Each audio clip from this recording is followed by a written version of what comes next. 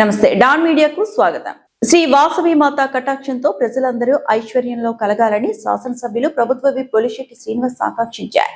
స్థానిక వాసవి మాత ఆలయంలో ఆషాఢ మాసం సందర్భంగా అమ్మవారికి సారి సమర్పణ పూజా కార్యక్రమం శుక్రవారం జరిగింది. ఆర్యవైశ్య సంఘం ఆధ్వర్యంలో నిర్వహించిన ఈ ఆధ్యాత్మిక కార్యక్రమంలో ఎమ్మెల్యే సతీ సమేతంగా పాల్గొని ప్రత్యేక పూజలు నిర్వహించారు. ఈ సందర్భంగా ఆయన మాట్లాడుతూ వాసవి మాత సేవలో పాల్గొనే అవకాశం కల్పించిన ఆర్యవైశ్య సంఘం వారికి ధన్యవాదాలు తెలియజేశారు. గతంలో ఎన్నడూ లేని విధంగా నియోజకవర్గంలో వివిధ గ్రామ దేవతలకు అత్యంత వైభవంగా ఆషాఢ సారి సమర్పించే కార్యక్రమాలు నిర్వహించడం శుభ పరిణామమని అన్నారు.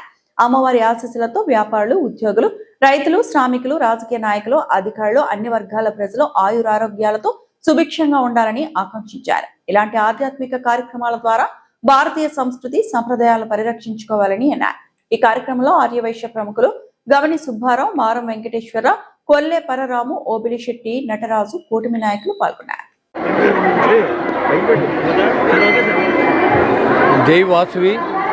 ఈరోజు వాసవి మాత ఆలయంలో ఆషాఢం సారి ఇచ్చే సందర్భంగా కమిటీ సభ్యులు, ప్రెసిడెంట్ గారు రాము గారు, వారి మిత్ర బృందం అందరూ కూడా అమ్మవారి సేవలో పాల్గొనే అవకాశం కల్పించినందుకు వారందరూ కూడా పేరు పేరున ఉదయపూర్వ నమస్కారం తెలియజేసుకుంటూ, అమ్మ దయ ఉంటే అందరి దయ ఉన్నట్టు అనే ఆలోచనతో అన్ని చోట్ల కూడా ఎప్పుడు లేని విధంగా అన్ని చోట్ల కూడా ఈ సారి ఇచ్చే కార్యక్రమాన్ని చాలా ఘనంగా జరుపుకుంటున్నాం. ఎందుకంటే అందరికీ కరోనా తర్వాత అమ్మవారు అంటే ఏంటి, భగవంతుడు అంటే ఏంటి అనేది తెలుసుకునే అవకాశం వాళ్ళు కల్పించారు.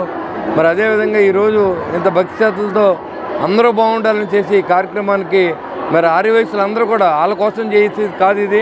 మన ఊరు బాగుండాలి, మన రాష్ట్రం బాగుండాలి, పాలకులు బాగుండాలి, అందరికీ ఆరోగ్యం ఉండాలి, ఐశ్వర్యం ఉండాలని ఒక మంచి ఆలోచనతో చేసి ఈ కార్యక్రమం చాలా దిగ్విజయంగా చాలా బాగా జరిగింది.